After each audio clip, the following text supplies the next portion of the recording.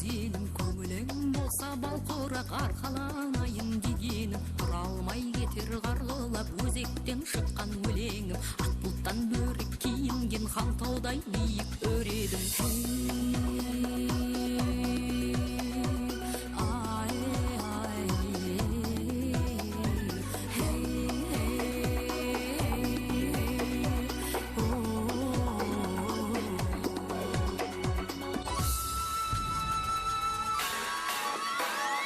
Қолыма алған домбыра әрліде берлі толғаған, толғайда толғайсыз айтсам толайым, дүние толмаған. Толмаса егер айтайын ойымды қанат қомдаған, сарыарқа байтақ жерімді саңылап бабам қорғаған. Талайда талай дұшпанның шашылып қаны сорлаған, Қытайда менің өз жерім аспанын қазақ торлаған. Атасы басқа жер сөзім астына мінген аттан кер, түсінбейді ау көп адам бұл сөзімді мақтан дер.